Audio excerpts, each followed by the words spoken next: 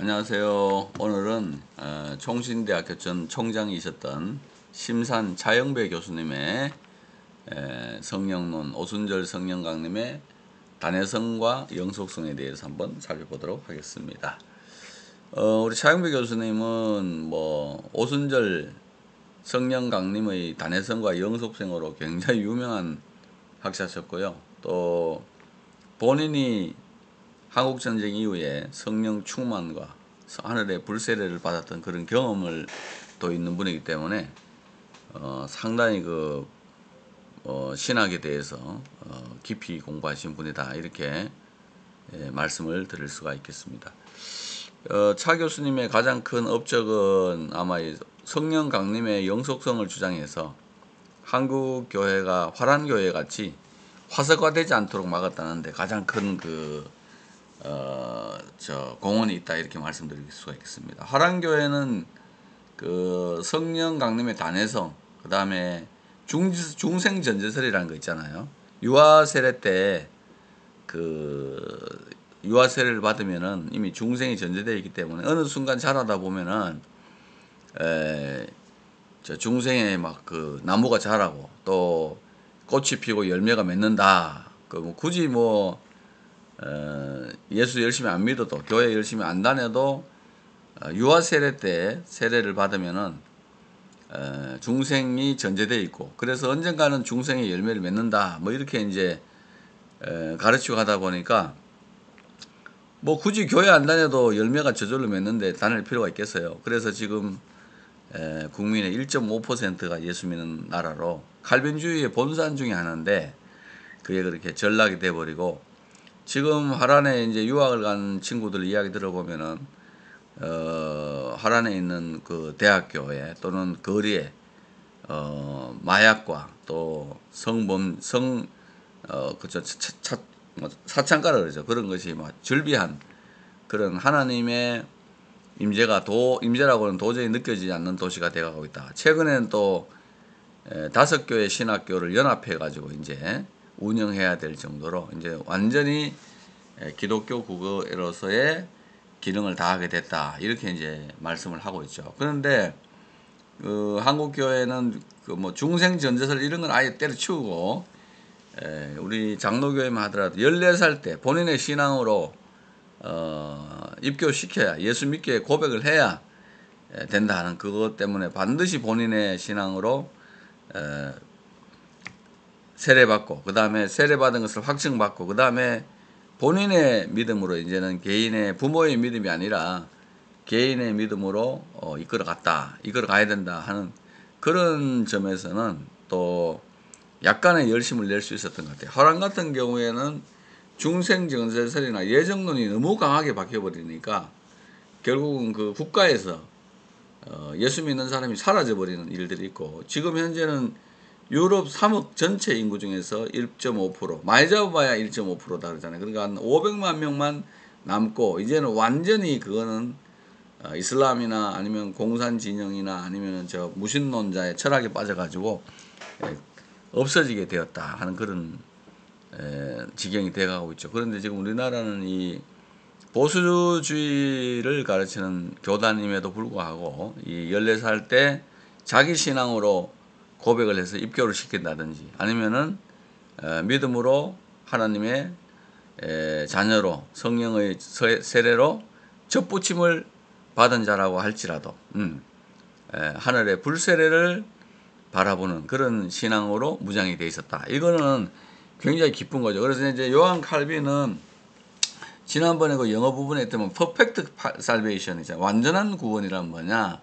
예수 믿어서 구원받는 거, 영혼의 구원이 있고, 그 다음에 불과 성령으로 세례를 받아가지고 bringing us into the light of the gospel.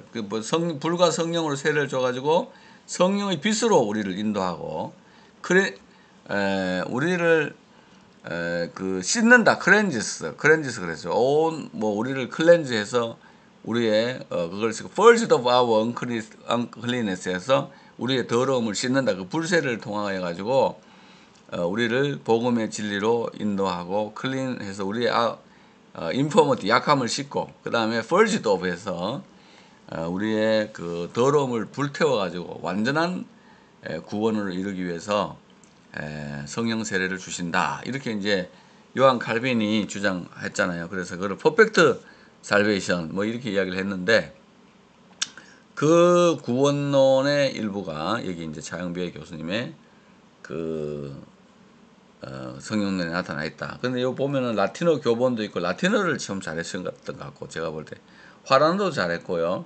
바빙크를 원전으로 줄줄줄줄 읽으시면서 한국교회에 소개했다 하는 점에는 굉장히 큰 공헌을 하셨다. 리차드 게핀과 오순절 성령 강림의 단회론에 대해서 논쟁을 할 때 영어로 된 책을 이렇게 인용하신 게 아니고 화란어 하나님의 큰일, 하나님의 큰일하고 그 개혁교회학 그거를 화란어로 그냥 다다다 속사표처럼 쏘시면서 이렇게 논쟁을 하실 정도로 뛰어났던 그런 학자다, 이렇게 말씀드릴 수가 있겠습니다.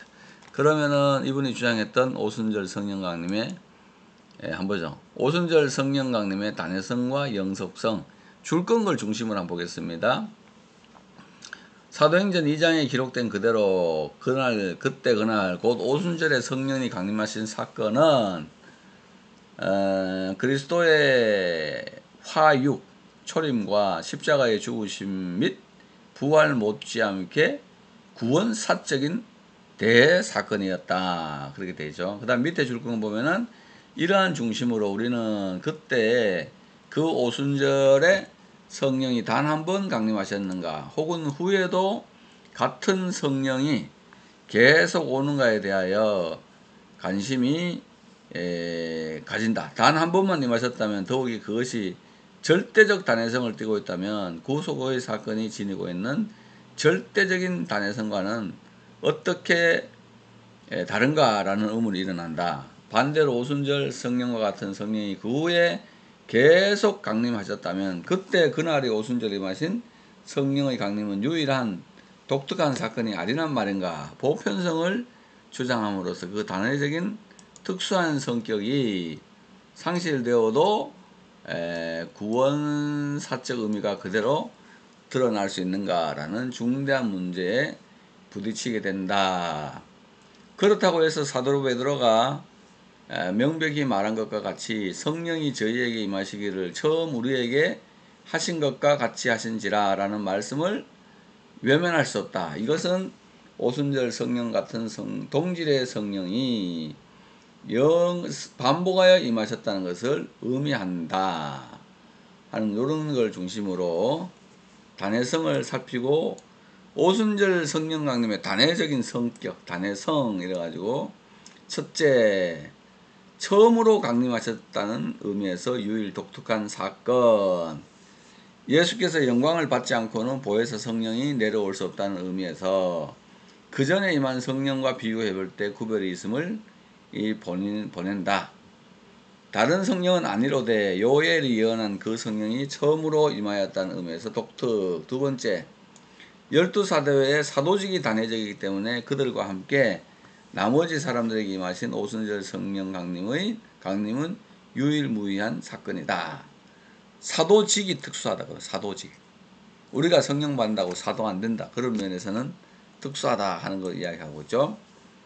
세 번째는 오고 오는 교회, 모든 교회들의 동그라미 3번 있죠. 초속을 놓았다는 의미에서 특별한 사건이다. 반석, 베드로 위에 교회가 세워지는 사건이었다. 이런 면에서. 그래서 이제 네 번째는 오순절 성령 강림은 바로 그 오순절 전이나 후에도 그 같은 모양으로 강림하는 적은 없었다 하는 거죠. 여러 번 임했지만 요런 똑같은 형태로 임하지 않았다. 이거는 모든 역사적 사건은 단회적이죠. 왜냐하면 시간이 지나가면 그거는 바꿀 수 없기 때문에 그런 것은 완전히 단회적이다. 1907년 평양에서 일어난 큰 부흥의 역사에 관한 일을 직접 목격한 그라함 리와 플레어는 그런 표현은 없다. 성령이 급한 가랑같이 임하였다 하는 그런 게 있고, 여하튼 성령 강림이 오순절의 성령과 같은 성령이 교회 안에서 계속 역사하셨고, 역사하셔야 한다는 것엔 의의가 없다. 이죠. 그 다음에 영속성. 오순절에 임하신 성령이 계속 역사하신다는 것은 첫째, 단번에 임하신 성령이 그대로 교회 안에 계속 계시면서 역사하신다고 생각할 수 있다. 그러나 여기서 교회 안에서라는 말이 문제가 된다. 신약적인 해석으로는 교회란 모든 성도들의 모임을 의미한다. 그죠? 근데 모든 성도들의 모임을 의미하는데 이 교회 안에 머물러 있다는 게 도대체 무슨 말인가? 교회 안에 성도들의 모임 안에 모임에 계신다면 그 모이지 않을 때는 역사하지 않느냐 하면 또 그것은 아니다 하는 거죠. 그런 의미에서 그런 의미다. 그 다음에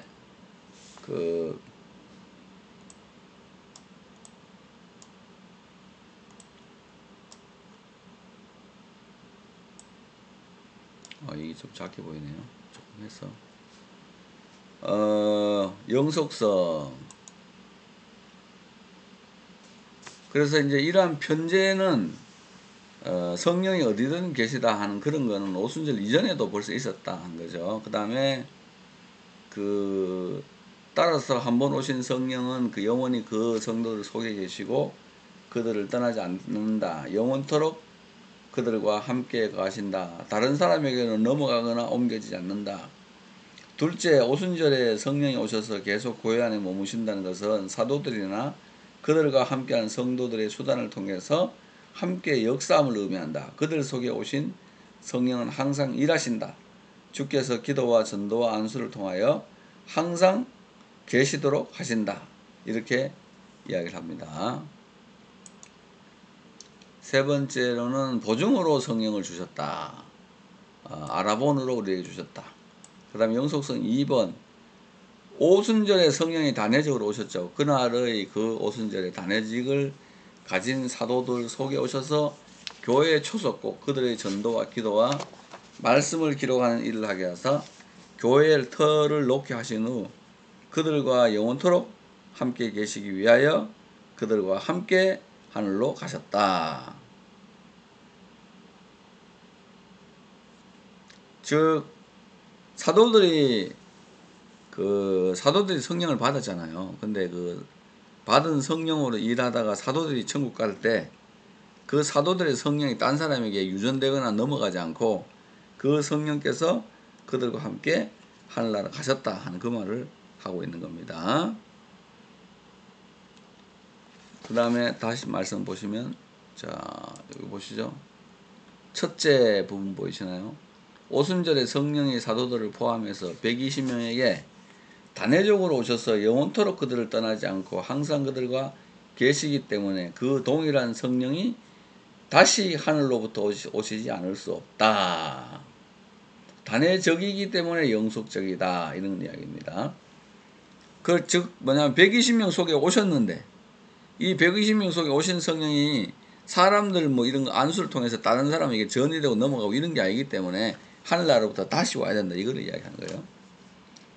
두 번째는 오순절 후에 동질의 성령이 다시 오신다는 것은 단회적으로 놓여진 초석 위에 동질의 건물을 세우기 위함이다 하는 겁니다. 사도들과 동질의 성령을 받아야 동질의 건물이 선다 하는 거죠.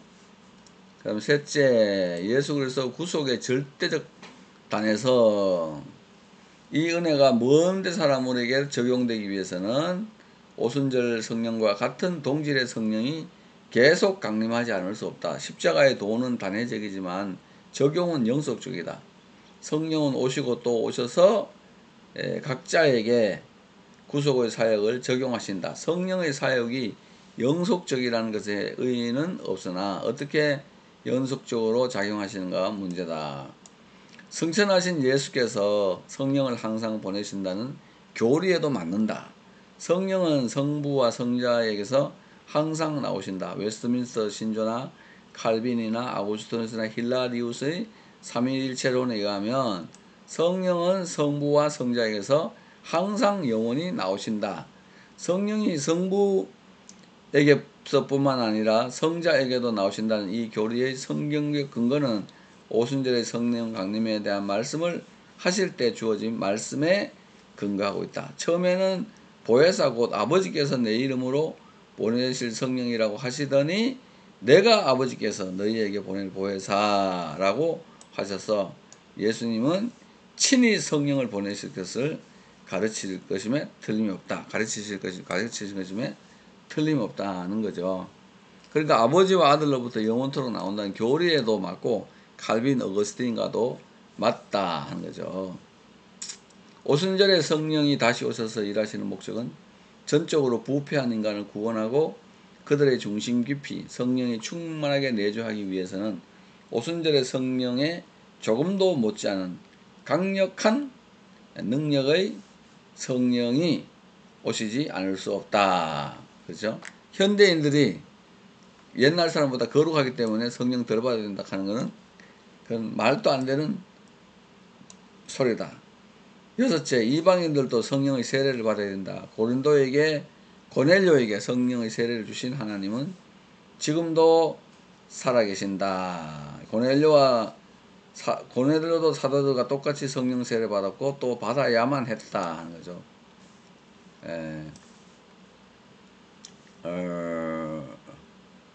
일곱째는 성령의 세례는 오직 부활하신 주께서 주관하시는 일이기 때문에 사람이 집례하거나 혹은 그것에 의존하지 않는다. 이거는 뭐냐면은 가톨릭에 가면 도유성사라는 걸 하거든요. 애들 태어나고 이제 어릴 때 세례 받을 때 성령이 들어가서 간다. 근데 특별한 일을 하기 위해서는 여기에 기름 발라 이마에 이제 신부가 머리에 요 기름 발라주면서 성령의 세례가 임했다 하는 거 그게 잘못됐다는 거죠. 하나님의 아들은 성령으로 세례를 주는 분이다. 오순절의 성령은 선물이므로 유대인뿐만 아니라 모든 먼데 사람, 하나님이 부르시는 모든 먼데 사람에게도 약속한 거고, 이것은 오순절의 성령께서 베드로를 통하여 선포하셨다. 그러니까 이 하늘의 성령이 우리에게 부어진다. 요약해보면 오순절 성령 강림은 다녀성을 지니고 있기 때문에 영속적으로 동질의 성령이 강림한다 하는 이런 이야기를 하고 계십니다. 이게 이제 오순절 성령 강림과 성령 강림의 다녀성과 영속성에 그런 대한 말씀이었는데, 이걸로 인해서 굉장히 유명해지시는 그런 결과를 가져오게 되었다 하는 겁니다. 제가 지금 보여드린 책은 이 경향문화사에서 보낸 성령론, 이 차영배 교수님이 1992년 4판이 되겠습니다.